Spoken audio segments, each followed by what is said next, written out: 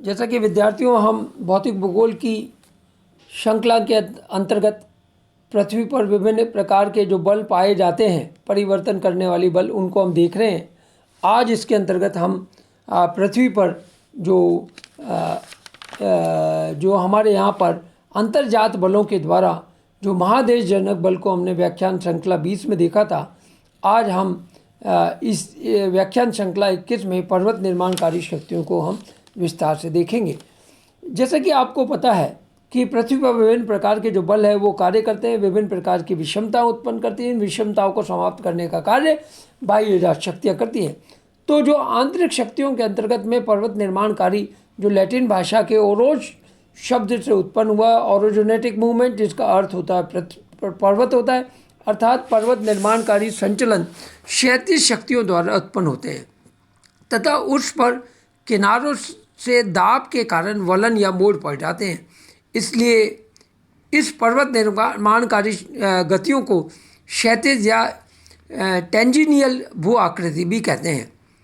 पर्वत निर्माणकारी शक्तियों में बल दो रूप में कार्य करता है। तनाव मूलक बल में किसी भूखंड में क्षैतिज बल दो विपरीत दिशाओं में कार्य करता है। तो चटकन, जिसे हम क्रैक कहते हैं, या भ्रंश या दरार आदि में पड़ते हैं, तो वो भी इसी का ही शक्ति के आधार पर, उसकी फोर्स के आधार पर इसका निर्माण होता है। द्वितीय जो है संपीडनात्मक बल, या जिसे कंप्रेशनल फोर्स कहते हैं, में बल आमने सामने कार्य करता है। तो संपीडन होता है जिससे वलन उत्पन्न होते हैं या सवलन का निर्माण होता है। भूपटल पे उच्चावचों के निर्माण में पर्वत निर्माण कार्य अतः सर्वाधिक महत्वपूर्ण गतिविधियाँ हैं। पर्वत निर्माण क्रिया का अचानक ही नहीं होता है, ये एक दीर्घकालिक घटना है। भूकंप में आवश्यक बल का निर्माण धीरे धीरे होता है और जिसके कारण से व्यापक रूप से भ्रंशन तथा वलन क्रिया द्वारा पर्वतों तथा भूपृष्ठ पर संरचनाओं की उत्पत्ति होती है। इस क्रिया को में आग्नेय की अपेक्षा अवसादी या कायांतरित चट्टानों पर अधिक प्रभाव पड़ता है। जैसे उदाहरण के तौर पर तिब्बत का जो पठार है वो आग्नेय निर्मित चट्टानों से था, क्योंकि जब हिमालय की जो वलनकारी निर्माणकारी जो उत्पत्ति के संदर्भ में गतिविधियां चल रही थी, तो आग्नेय चट्टानों के ऊपर इस पर्वत निर्माणकारी बल के प्रभाव के कारण से पूरा का पूरा पठार है वो ऊंचा उठ गया। इसी वजह से विश्व की पामीर या तिब्बत का पठार छत कहलाता है, क्योंकि आग्नेय चट्टाने में वलन नहीं पड़ सकते, परंतु इसके विपरीत जो तलछट था, अवसादी चट्टानी थी, जिसके कारण से विशाल हिमालय पर्वत का निर्माण हुआ। अतः यह बल तनाव व दबाव के आधार पर, यह बल क्रियाओं के आधार पर तीन मुख्य आकृतियों का निर्माण होता है, जो कहलाती है आपकी सवलन, वलन और भ्रंश। जैसे कि मैंने आपको डायग्राम के द्वारा बताया था, सवलन होता है वलन के ऊपर वलन हो जाता है। वलन में कई प्रकार के होते हैं। भ्रंश है नीचे की तरफ, यानी कि दो अलग अलग टूटने को भ्रंश कहते हैं। भू संरचनाओं के लिए नमन शब्द का उपयोग किया जाता है, डिप कहते हैं। मुड़ने या टूटने के पहले चट्टान भूपृष्ठ के समानांतर होती है, उसमें नमन नहीं होता है। नमन से दो तथ्य पता लगते हैं, यानी डिप बड़ा भौतिक भूगोल की दृष्टि से बड़ा इम्पोर्टेंट विषय है। सतह पर वलन के कारण से उत्पन्न भूमि का कोण तथा ढाल की दिशा का पता लगता है। यदि कोई स्थान पर भूमि दक्षिण दिशा में 45 डिग्री का कोण बना रही है, तो वहाँ का 45 डिग्री नमन होगा। और नतिलंब यानी स्ट्राइक अनुदैर्ध्य नमन के साथ समकोण बनाने वाली रेखा को कहते हैं। तो इस आधार पर हम ये कह सकते हैं कि जो नति है यानी डिप और स्ट्राइक लाइन है, वो दोनों भूगार्भिक दृष्टि से महत्वपूर्ण है। अब इसमें हम देखेंगे कि सवलन क्या है। रैपिंग जिसे कहते हैं, क्षैतिज संचलन के कारण शैल परतों का मुड़ना बहुत व्यापक क्षेत्रों में होता है, तो उसे समवलन कहते हैं। इस क्रिया में भूपटल पर गुंबदाकार उभार होता है, परंतु यह उत्थान यानी अपलिफ्ट से अलग होता है, क्योंकि उत्थान लंबवत गति से होता है। वलन या बंकन का क्षेत्रीय प्रभाव लघु होता है, जबकि समवलन कुछ किलोमीटर से लेकर सैकड़ों किलोमीटर क्षेत्रों में उत्पन्न होता है।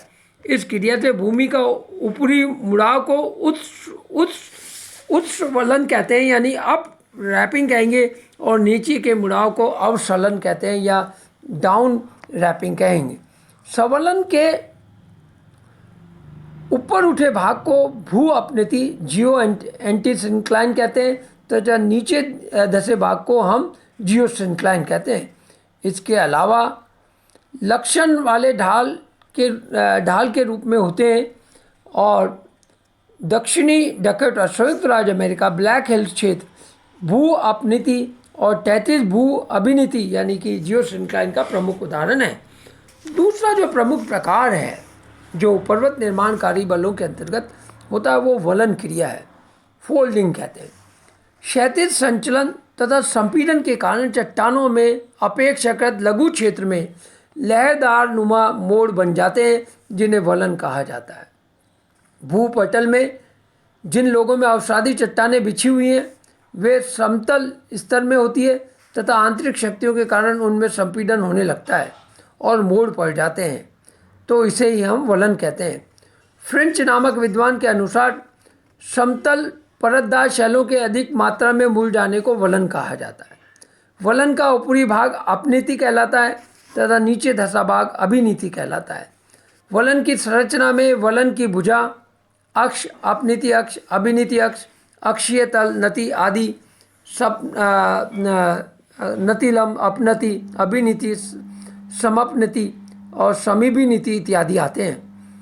वलनकारी संरचना का भूगार्भिक अत्यधिक महत्व होता है क्योंकि इसमें पेट्रोलियम के स्रोत मिलते हैं। विशेषतः जहाँ तली तस्तरी नुमा रहती है, आसाम जैसे भारत में आसाम के उत्तरी पूर्वी क्षेत्रों में तस्तरी नुमा मोड़ पाए जाते हैं। इसी वजह से वहाँ पे डिगबोई, नहर, कटिया, इन सब चीज़ों में तेल के हमारे यहाँ पर कुएँ पाए जाते हैं।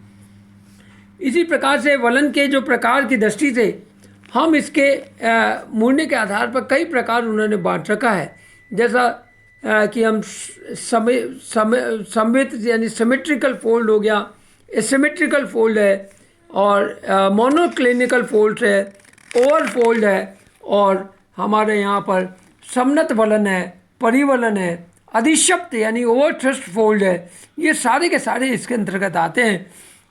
तो हम इसके अंतर्गत पंखाकार वलन है, ये भी इसी के अंतर्गत इंक्लूड होते हैं। इसके बाद हम अगले व्याख्यान में इसको हम देखेंगे कि